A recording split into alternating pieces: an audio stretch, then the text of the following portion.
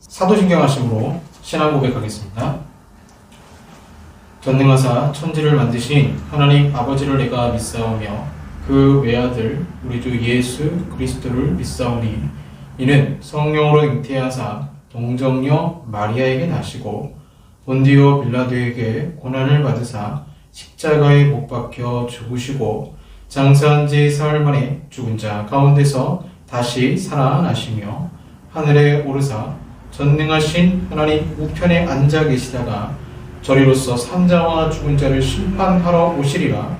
성령을 믿사오며 거룩한 공예와 성도가 서로 교통하는 것과 죄를 사하여 주시는 것과 몸이 다시 사는 것과 영원히 사는 것을 믿사옵나이다. 아멘. 찬송하시겠습니다. 내가 매일 기쁘게 순례 얘기를 행함은 찬송가 191장입니다. 찬송가 191장 내가 매일 기쁘게 순례 얘기를 행함은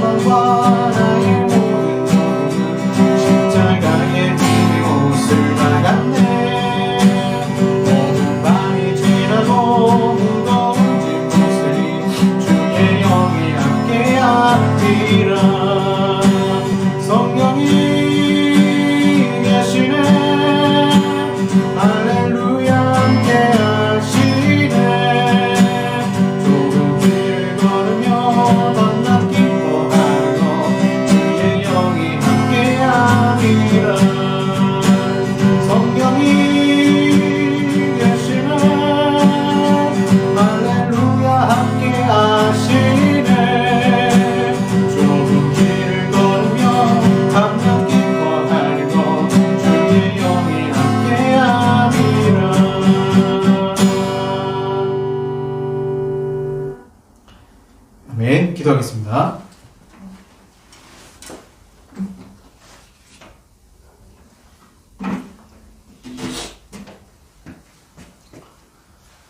사랑의 아버지 하나님 감사합니다. 주님께서 부활 이후에도 지속적으로 제자들을 만나시고 그들로 하여금 교회가 부흥케 하기 위해서 또한 성령으로 충만케 하신 아버지 하나님, 그러한 교회를 통한 만물의 역사를 하나님은 포기하지 아니하시고 예수 그리스도 재림하실 때까지 교회를 사용하셔서 이 땅을 복음화시키며 능력 있게 힘 있게 사용하실 것을 믿습니다. 코로나가 아무리 온 세상을 뒤덮는다 할지라도 하나님의 자비와 공유를 이길 수가 없음을 주님께 고백합니다. 그러기에 우리를 이 교회, 이 땅에 세운 것도 하나님의 뜻이 있음을 주여 믿습니다. 주여 함께 하셔서 저 앞에 있는 서경대학교, 또 뒤에 있는 이 아파트 단지, 또 주변의 많은 사람들을 전도할 수 있는 우리 교회가 될 수 있도록 축복하시고, 또한 같이 예배드리는 모든 성도들의 그 삶의 터전 가운데서도 주여 함께하사 주변의 이웃과 친구를 정말 예수님 부활하셨다라고 전할 수 있는 우리들이 되게 하여 주시옵소서. 또한 가장 중요한 복음전도 우리가 삶을 통해서 하나님의 나라를 증거해야 되지만 하나님, 저희들은 가정에서조차 무너지며 연약하며 쓰러질 때가 있었음을 주님께 고백합니다. 나약한 저희들 주님께 나아갑니다. 십자가의 보혈로 우리를 용서하시고 우리의 영혼의 시간 새롭게 하셔서 신령과 진정으로 드리는 귀한 예배가 되게 하여 주시옵소서. 성령 하나님께서 이 시간 강하게 주장하실 것을 주여 믿습니다. 또한 이 나라 이 민족 가운데 주님이 함께 하심을 믿습니다. 성령 하나님 충만케 하여 주시고 이제 한국교회가 다시 치유받고 일어서며 이 땅을 치유하며 행진하는 귀한 은혜의 각 교회들이 되게 하시고, 너무나 많은 교회들이 피해를 입었고 어려움을 당하고 있고 교회가 힘을 잃고 말았습니다. 세상의 진정한 빛과 소금 역할을 감당할 수 있는 한국교회가 되게 하시며 1907년에 임했던 대붕의 역사가 다시 한번 이 나라 민족 위에 한국교회가 부흥을 일으키는 그런 은혜가 있을 수 있도록 주여 역사하여 주시옵소서. 오늘도 말씀을 듣는 가운데 주님이 치료하시고 모든 우울증과 건강장애와 어려움을 겪는 분들의 모든 질병을 주님께서 물리치시고 새롭게 하심을 주여 믿습니다. 주여 성령께서 함께 하셔서 하나님 온전히 시간 신령과 진정으로 드리는 귀한 예배가 되게 하여 주시옵소서. 이 모든 말씀 우리 주 예수 그리스도의 이름으로 기도하옵나이다. 아멘. 성경 말씀 보겠습니다. 요한복음 21장 1절에서 14절까지 말씀입니다. 요한복음 21장 1절에서 14절까지 말씀 제가 봉독하겠습니다. 신약 184쪽입니다. 요한복음 21장 1절에서 14절까지 말씀입니다. 그 후에 예수께서 디베랴 호수에서 또 제자들에게 자기를 나타내셨으니 나타내신 일은 이러하니라. 시몬 베드로와 디두모라 하는 도마와 갈릴리 가나 사람 나다나엘과 세베대의 아들들과 또 다른 제자 둘이 함께 있더니 시몬 베드로가 나는 물고기 잡으러 가노라 하니 그들이 우리도 함께 가겠다 하고 나가서 배에 올랐으나 그날 밤에 아무것도 잡지 못하였더니 날이 새어갈 때에 예수께서 바닷가에 서셨으나 제자들이 예수이신 줄 알지 못하는지라. 예수께서 이르시되 얘들아 너희에게 고기가 있느냐 대답하되 없나이다. 이르시되 그물을 배 오른편에 던지라. 그리하면 잡으리라 하시니 이에 던졌더니 물고기가 많아 그물을 들 수 없더라. 예수께서 사랑하시는 그 제자가 베드로에게 이르되 주님이시라 하니 시몬 베드로가 벗고 있다가 주님이라 하는 말을 듣고 겉옷을 두른 후에 바다로 뛰어내리더라. 다른 제자들은 육지에서 거리가 불과 한 50칸쯤 되므로 작은 배를 타고 물고기 든 그물을 끌고 와서 육지에 올라보니 숯불이 있는데 그 위에 생선이 놓였고 떡도 있더라. 예수께서 이르시되 지금 잡은 생선을 좀 가져오라 하시니 시몬 베드로가 올라가서 그물을 육지에 끌어올리니 가득히 찬 물고기가 153마리가 이같이 많으나 그물이 찢어지지 아니하였더라. 예수께서 이르시되 와서 조반을 먹으라 하시니 제자들이 주님이신 줄 아는 고로 당신이 누구냐 감히 묻는 자가 없더라. 예수께서 가셔서 떡을 가져다가 그들에게 주시고 생선도 그와 같이 하시니라. 이것은 예수께서 죽은 자 가운데서 살아나신 후에 세 번째로 제자들에게 나타나신 것이라. 아멘. 부활절 이후로 계속적으로 부활에 관한 설교를 시리즈로 하려고 합니다. 오늘은 부활과 추억이라는 제목으로 말씀 전하겠습니다. 여러분, 추억하면 떠오르는 단어가 있죠. 그리운 고향이 떠오르고요. 저는 그 향수라는 노래 참 좋아했습니다. 그 성악가와 가수가 같이 부른 저 넓은 넓은 들판 끝으로 하면서 이렇게 노래를 부를 때 그 시골 풍경이 머릿속에 다 그려지는 것처럼 참 좋은 노래인 것 같아요. 저는 뭐 서울에서 자랐습니다.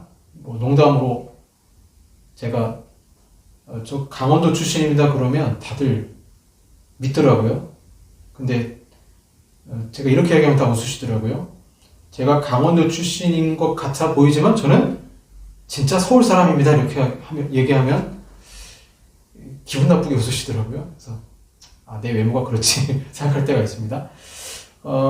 그리운 고향이 떠오르죠. 추억하면 저도 뭐 어린 시절 전 왕십리 황학동에서 태어났지만 주로 어렸을 때 추억은 안암동 고대 뒷산 산동네에 살았습니다. 산동네의 단칸방에서 살았는데 그곳에서 시골 아이들처럼 놀았던 것 같아요. 뭐 오징어 게임도 하고 다방구도 하고 뭐 얼음땡 놀이도 하고 이렇게 그 플라스틱 파이프 잘라가지고 스키도 타고 눈썰매도 타고 비닐 푸대로 그래서 진짜 그런 식으로 놀면서 또 그렇게 자랐던 것 같아요. 우리는 그런 어린 시절의 아름다운 추억이 있습니다. 기억할수록 우리에게 득이 되는 추억도 있고요. 사람은 누구나 지우고 싶은 추억도 있습니다. 물론 내가 너무나 부부싸움하고 난 다음에 첫사랑을 기억해서 아내 앞에서 첫사랑을 기억한다? 그건 좀 곤란하겠죠. 사람들이 여행을 하며 사진을 찍는 이유가 있습니다. 행복했던 순간을 영원히 기억하기 위해서입니다. 자신이 우는 사진을 찍어달라고 하는 사람 없어요. 웃는 사진이죠. 다 웃는 사진, 행복했던 순간을 다 사진에 담아서 그것을 추억에 간직하려고 합니다. 인생을 살다가 힘들면 우리는 추억에 빠집니다. 외롭고 쓸쓸하면 또 추억에 빠지죠. 그리고 저도 뭐 가끔 힘들 때는 고향을 그리워할 때가 있습니다. 그래서 고대 뒷산에 아주 그 높은 계단에 낭떠러지 계단인데 그 계단에 산동네가 있었어요. 그 산동네 끝에 나뭇가지가 하나 있었는데 그 나무에 올라가서 용문 고등학교 보이고 하는 그 안암동이 쫙 보이는 그 나무에 걸터 앉아서 하늘을 바라보면서 제가 그때 하나님 몰랐기 때문에 그냥 하늘을 바라보면서 이런저런 얘기를 했던 그런 어린 시절의 추억이 있습니다. 부활하신 예수님께서 두려움의 문을 잠근 제자들에게 오늘 본문에 나타나셔서 11 제자들에게 주님은 부활하신 후에 가장 먼저 하신 말씀이 뭐냐면 샬롬이었습니다. 너희에게 평안이 있느냐? 저번주에 말씀드린 것처럼 부활신앙이 있다면 우리는 근심, 염려, 걱정에 빠져서는 안 되죠. 향품을 쓰지 못할까봐 이미 예수님 부활하셨는데 내가 인생에 준비한 계획대로 인생이 펼쳐지지 않을까봐 근심, 염려, 걱정에 빠지는 것이 아니라 그 말은 뭐예요? 부활하신 예수님을 믿지 못하는 사람들은 늘 그들의 인생 가운데 근심, 염려, 걱정에 빠질 수밖에 없죠. 그러나 부활하신 예수 그리스도를 만난다면 그 마음에 예수님이 샬롬 하셨잖아요. 마찬가지입니다. 우리 마음에 정말 예수님을 영접하고 성령 하나님이 역사하신다면 그 마음에 샬롬이라는 하나님의 평강이 있는 것이죠. 그래서 주님이 평안하냐 말씀하셨을 때 효과가 있었습니다. 드디어 제자들은 부활하신 예수님을 믿었고 그들이 예수님께서 십자가에 달리실 때 자신들도 죽을까봐 그리고 예수님을 십자가에 끌려가는 그 상황 속에서 몇 제자들 빼고는 다 도망갔잖아요. 죄책감이 있겠죠. 주님을 끝까지 따르지 못한 죄책감, 자괴감, 우울감, 정말 괴로운 감정 가운데 방문을 꼭꼭 잠그고 혹시 로마 병정이 또는 같은 유대인들이 자신들을 잡아갈까봐 두려웠어요. 두려움의 문을 꼭꼭 잠궜던 거죠.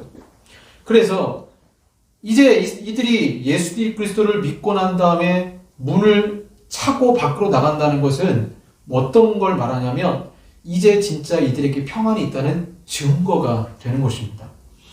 아들러의 미움받을 용기를 보시면 일본의 사회적 질병이라 할 수 있는 히키코모리 증후군이 나와요. 이 히키코모리 증후군은 트라우마를 경험한 어렸을 때나 청년 시절에 트라우마를 경험하고 이 사회적 문제가 됐죠. 뭐 이즈메를 당하거나 왕따를 당하거나. 그래서 사람이 무서운 거예요. 사람이 너무나 무서우니까 아예 문 밖을 나가지 않는 그런 히키코모리 증후군이 있습니다. 지금은 뭐 코로나19 때문에 우리가 이렇게 경험했죠. 나가고 싶어도 나갈 수가 없는 인생의 답답함을 경험을 했습니다. 크리스찬들도 마찬가지예요. 교회에서 상처를 받으면 사람 만나기가 싫고 교회조차도 싫어질 수 있습니다. 하지만 예수님 재림할 때까지 하나님은 교회를 통해서 만물을 새롭게 하신다는 에베소 말씀의 약속이 있기 때문에 나 자신의 성화를 위해서는 교회에 출석하는 것이 필요하죠. 예수님께서 십자가에 못 박히시고 죽음의 공포에 사로잡힌 제자들, 그리고 그들이 가지고 있는 죄책감 때문에 문 밖에 나서지 못하는, 어떻게 보면 히키코모리 증후 같은 그들의 제자들에게 예수님은 이미 이런 상황을 예측하시고는 내가 부활할 텐데 얘들아 갈릴리에서 만나자, 우리 다시 갈릴리에서 만나자라고 약속을 하셨어요. 그런데 이들이 뭐가 문제냐면 문 밖을 나가지를 못하는 거예요. 문 밖을 나가지 못하니까 예수님 어떻게 하세요? 그냥 벽을 통과해 버리시는 거예요. 벽을 부활체로서 통과하셔서 3차원이 가질 수 없는 예수 그리스도의 몸, 그 예수님께서 벽을 통과하셔서 두려움과 근심과 걱정에 떨고 있어서 문 밖을 나가지 못하는 제자들이 이제 닫혀있던 마음을 활짝 열게 하고 난 다음에 이제 평안함으로 인도를 하신 것이죠. 마태복음 28장 10절을 보시면 예수님께서 갈릴리에서 만나자고 약속을 했습니다. 그래서 오늘 우리가 읽었던 본문 2절에 그리고 3절에 제자들이 갈릴리 바다에 간 것은 잘못이 아니에요. 간혹 어떤 분들은 이 말씀을 설교할 때 제자들이 잘못했다는 거예요. 제자들이 예수님 만났으면 갈릴리에서 만나기로 약속했으면 갈릴리에 가서 기도를 하든가 말씀을 읽던가 묵상을 하면서 예수님을 기다리고 있어야지 왜 물고기를 잡고 있냐. 이건 사명을 망각한 거다. 그렇게 말씀하시는데 그렇게 볼 수도 있겠지만 사실 본문의 진짜 의미는요. 의심 많은 제자들, 두려움에 떨고 있는 제자들이 문 밖을 나갔다는 거예요. 여러분, 사람이 두려움에 있다가 문 밖에 나간다는 건 굉장히 큰 변화입니다. 두려움과 죽음과 공포 속에 있던 사람이 문 밖을 나와서 세상을 향해 달려간다? 이건 아무나 못하는 거예요. 코로나19가 끝나면 여러분 가장 먼저 무엇을 하고 싶습니까? 전 여행을 하고 싶을 것 같아요. 정말 마스크 안 쓰고 내가 가고 싶은 곳, 바이러스가 두렵지 않아서 그냥 가고 싶은 곳에 가서 마음껏 여행을 하고 싶을 것 같아요. 똑같아요. 제자들도 그들의 마음에 답답하고 두렵고 떨림이 있었는데 그 문제가 예수님께서 샬롬 평안하냐 말씀하셨을 때 해결되고 난 다음에 그들이 가장 취한 건 뭐냐면 사람이 긴장을 했다가 그 긴장이 풀리고 그 다음 찾는 것이 뭐냐? 즐거움이에요. 사람은 긴장이 풀리면 즐거움을 찾게 되어 있습니다. 저도 긴장이 풀리면 이제 저만의 즐거움을 찾게 되죠. 뭐 커피를 내린다거나 라떼를 이렇게 만들어서 먹는다거나 그런 것처럼 이 제자들도 자신의 인생의 삶 속에서 두려움에 빠졌다가 이제 예수님 만나고 긴장이 풀리고 난 다음에 베드로가 얼마나 여유가 있었는지 3절 보시면 시몬 베드로가 나는 물고기 잡으러 가노라 하니 그들이 우리도 함께 가겠다 이렇게 말하고 있어요. 세상에 나가지 못했던 제자들이 이제는 세상을 향해 당당하게 나가면서 심지어 물고기까지 잡는 편안한 상태의 이들의 모습을 볼 수가 있습니다. 네, 문제는 그것입니다. 그럼 이들이 이렇게 문 밖에 나왔는데 이들의 마음에 평화가 생겼고 베드로와 야고보, 요한, 도마, 나다나엘 그리고 2명의 제자, 또 7명의 제자들이 자신들이 과거에 물고기 잡던 그 추억이 기억나서 즐거워서 갔는데 문제는 이들이 하는 행동 속에 이들이 하는 그 추억에 잠기며 행동했던 그 순간 속에 예수님이 없는 것입니다. 얼마든지 여행할 수 있습니다. 얼마든지 물고기 잡을 수 있습니다. 하지만 그들의 추억과 그들을 자극했던 흥분된 그 상태 속에서는 예수 그리스도가 없었던 것이죠. 그래서 예수님은 안 되겠다. 얘네들에게 진짜 선물을 줘야겠다. 아름다운 추억을 선사하시고 승천하기로 마음을 먹으신 것이죠. 베드로가 물고기를 잡을 때 자신의 그 추억 속에 예수님이 없습니다. 지금 하는 행동은. 베드로는 주님을 만난 많은 추억이 있어요. 누가복음 5장 1절과 6절 말씀 보시면 주님이 베드로와 만나는 장면이 나오는데 베드로가 밤새 수고하였으나 물고기를 잡지 못했습니다. 그런데 주님이 깊은 데로 가서 그물을 내려 고기를 잡으라 말씀하셨고 이에 순종했더니 그물이 찢어질 만큼 많은 물고기를 잡았습니다. 요한복음 21장 3절 똑같아요. 똑같이 밤에 수고하였지만 물고기를 잡지 못했습니다. 이때 누구를 떠올려야 될까요? 베드로는 예수님을 떠올려야 됩니다. 그러나 제자들은 예수님을 만난 추억으로 인하여 물고기를 잡는 것이 아니라 그저 주님을 믿기 전에 직업으로 삼았던 물고기 잡는 일로 했을 뿐입니다. 만약 예수님을 추억하여서 물고기를 잡았다면 4절 말씀은 기록되지 않았을 것입니다. 날이 새어갈 때 예수께서 바닷가에 서셨으나 제자들이 예수인 줄을 알지 못하는지라. 베드로가 물고기를 잡다가 실패했을 때 당장 생각나는 분은 예수님이 되지만 저 바닷가에 예수님이 서 계셨음에도 불구하고 그들은 눈치채지 못했던 것이죠. 주님은 베드로를 만나시고 사람 먹는 어부가 되게 하시겠다고 약속하셨습니다. 갈릴리에서 주님은 배를 타고 많은 사람을 가르치셨습니다. 갈릴리는 주님을 기억할 수밖에 없는 장소입니다. 그러나 이들은 주님을 추억하여 물고기를 잡은 것이 아니라 그저 주님 만나기 전에 추억을 벗삼아 행동으로 옮긴 것이죠.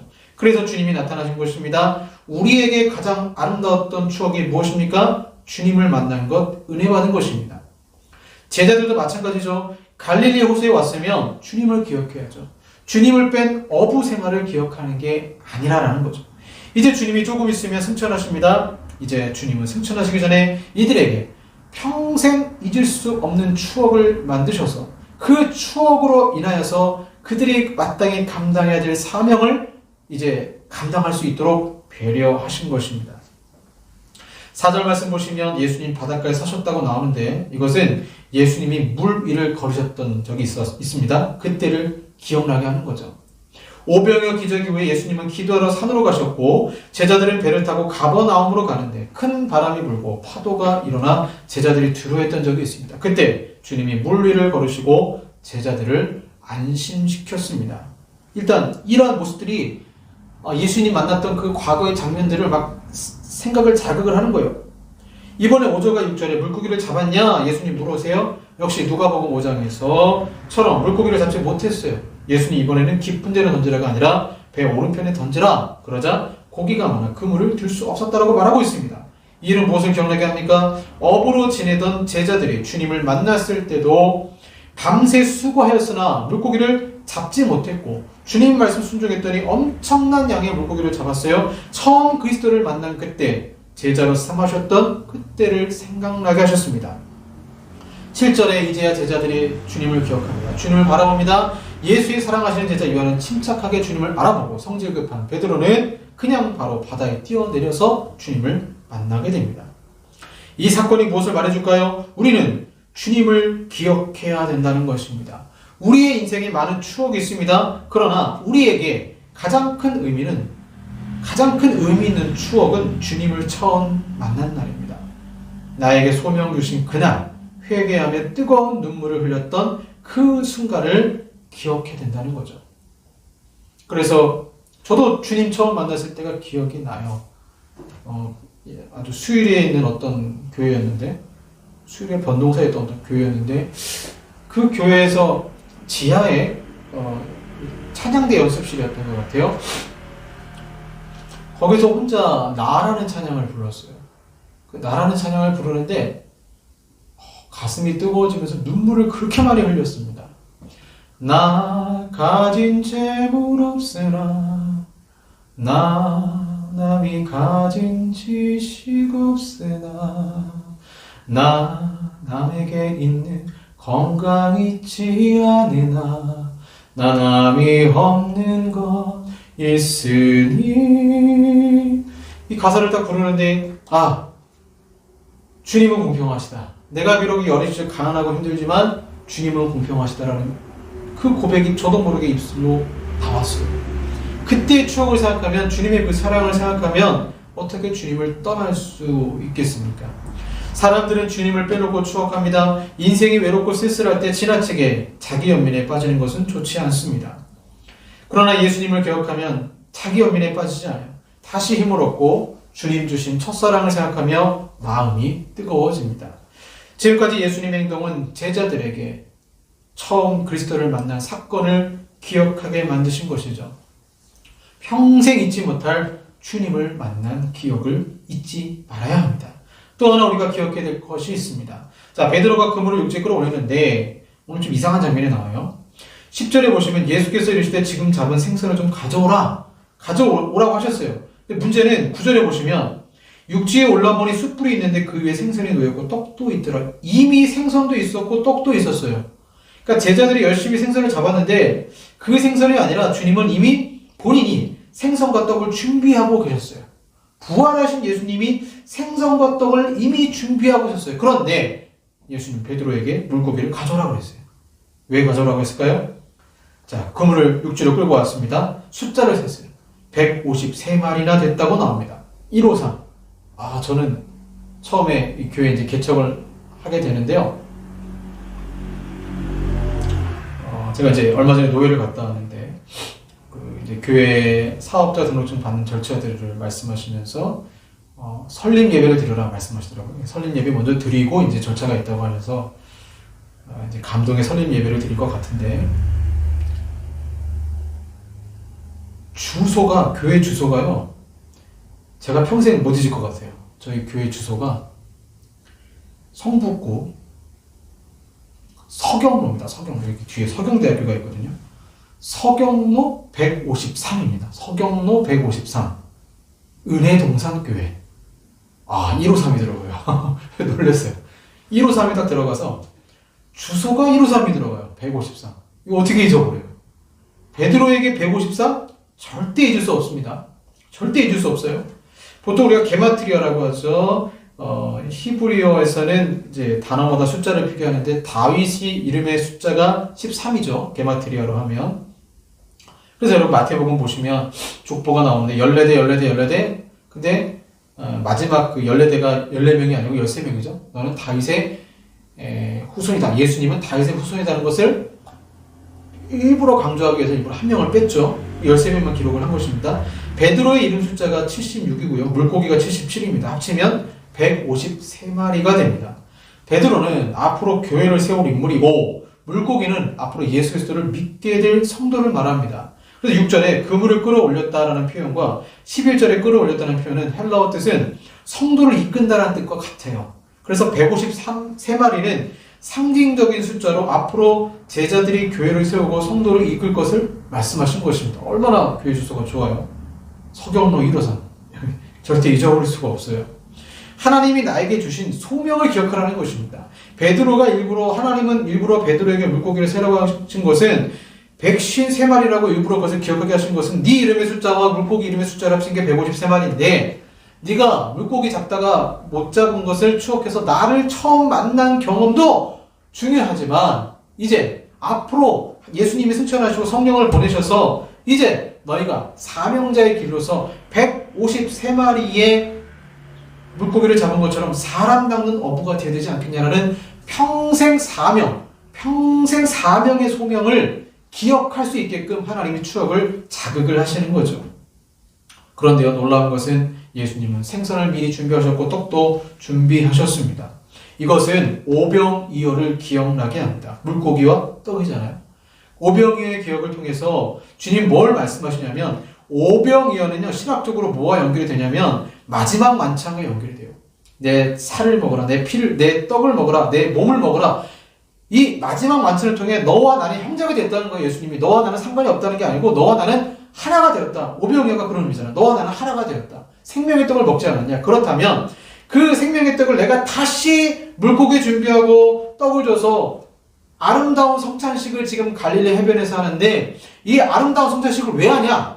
다시 너 사명의 길로 가야 되지 않겠냐라는 추억을 주님이 자극하시면서 식탁 교제를 하시는 것이죠. 오늘 우리가 본문을 보면서 주님이 평생 잊을 수 없는 추억을 선사하셨음을 알게 됩니다. 물 위를 걸으시고 그물을 던지라 말씀하시고 그러므로 주님을 처음 만난 날을 상기시키셨고 또한 앞으로 제자들이 큰 고난과 어려움이 있다 할지라도 사명 감당의 숙제가 있습니다. 그 사명의 추억을 또 하나 만들어 주셨습니다. 그러므로 말미암아 이 오병의 기적을 통해서 결국 오병이어는 누가 했냐? 너희들이 한 것이 아니라 하나님의 능력을 했다는 거예요. 너희들이 살아 넘는 어부가 될 터인데 이것이 너희들의 능력이 아니라 하나님의 능력으로 될 것이다라고 말씀을 하시는 거죠. 그래서 주님은 처음 예수 그리스도를 만난 사건을 추억하라고 말씀하시고 사명받은 것을 추억하라고 말씀을 하십니다. 벌써 제가 유튜브 설교 101건이 기록이 됐습니다. 그 말은 근 2년을 제가 온라인 예배를 드렸다는 계산이 나와요. 2년 동안 때로는 밤을 새고 심한 고생도 하면서 또 여러분들의 헌금과 도움으로 제가 그걸 생활비로 쓰지 않고 개척 자금으로 모아놨습니다. 드디어 제가 하나님과의 약속한 금액이 찼습니다. 그때 다시 사명의 길을 생각했습니다. 하나님이 은혜 주셔서 주신 이 개척 자금, 하나님과 약속한 그 금액이 다가오는데 저는 마음이 굉장히 조급해졌어요. 이제는 장소를 구하자, 이러다 개척도 못하는 것 아닌가? 그리고 이 교회를 계약할 때 아내와 이런저런 얘기를 했습니다. 우리가 기도한 금액이 그때 시설비 500이었습니다. 보증금 말고요. 시설비 500 이상을 500 넘게 부르면 우리는 그 교회 포기하자 생각하고 와서 얘기를 했는데 그 목사님이 시설비 500을 받겠습니다라고 말했습니다. 하나님의 응답이라고 생각하고 흔쾌히 바로 3일 후에 계약을 했죠. 사명을 기억해야 됩니다. 첫사랑도 기억하고 사명도 기억해야 합니다. 교육학에서 말하는 가장 좋은 교육 방법은 학생들에게 유의미한 기억을 만들어주는 거예요. 결국 체험학습이죠. 지렁이에 대해서 이론으로 공부하는 게 아니라 실제로 지렁이를 키워보는 그런 교육을 하면 아이들은 절대 잊어버릴 수가 없습니다. 부활하신 예수님은 갈릴리 교육장소에서 제자들의 절대 잊을 수 없는 추억을 선물하셨습니다. 사랑하는 여러분, 우리도 주님을 만난 추억 또한 앞으로 만들어 가실 추억을 보며 현재의 어려움을 이겨내야 됩니다. 예수 그리스도의 부활이 우리에게 무슨 의미가 있을까요? 바로 우리에게 샬롬을 주시는 그분은 야, 나랑 같이 가자. 나의 사랑, 나의 어여쁜 자야, 같이 가자. 그리고 같이 하나님의 나라를 위해 아름답게 교제하자라고 말씀하십니다. 갈릴리에서 제자들이 잊을 수 없는 추억을 주님이 선사하신 것처럼 저와 여러분도 하나님을 만나는 아름다운 추억으로 간증하는 그런 아름다운 삶을 사시기를 바랍니다. 기도하겠습니다. 하나님, 두려워 떨던 제자들의 마음에 평안을 주시고 그들의 처음 예수 만난 날과 그 다음에 사명을 기억나게 하셔서 평생 잊을 수 없는 아름다운 추억을 주신 아버지 하나님, 우리에게도 그 추억이 있고 앞으로 더 아름다운 추억을 우리에게 주실 것을 주여 믿습니다. 코로나라는 것 때문에 두려워서 꽁꽁 숨어 지냈지만 이제는 그 마음에 주님 주신 화평과 성령의 충만함으로 이 세상에 담대히 복음을 전하며 힘들고 어려울 때 하나님 원망하며 불평하는 것이 아니라 주님을 생각하고 주님을 사랑하고 주님 주신 은혜를 기억하며 현실의 어려움을 이겨내며 승리하는 저희들이 되게 하여 주시옵소서. 예수님 이름으로 기도합니다. 아멘. 우리 갈릴리 바닷가에서 찬양하겠습니다.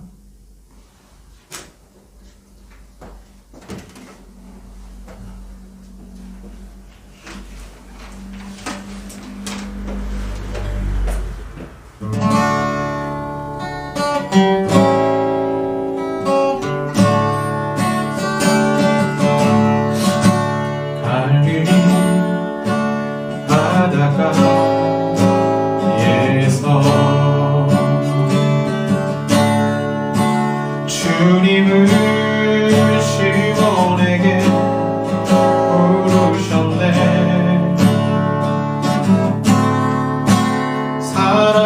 사랑하는 시몬아, 넌 날 사랑하느냐? 오직 당신만이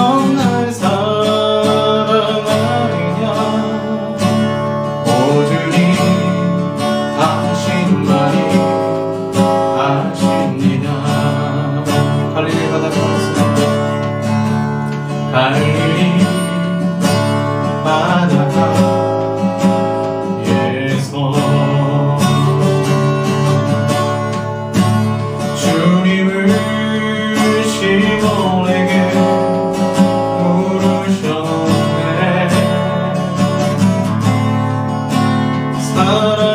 사랑하는 시몬아, 넌 날 사랑하느냐. 오직 당신만이 아십니다. 사마리아 우물가에서 주님은 여인에게 물으셨네.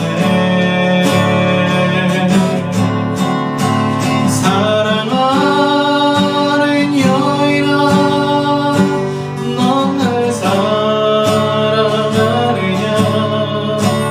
오직 당신만이 아십니다.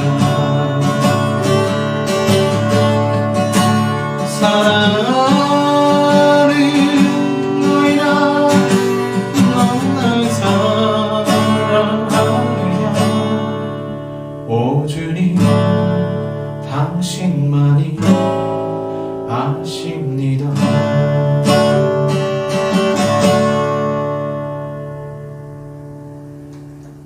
기도하겠습니다.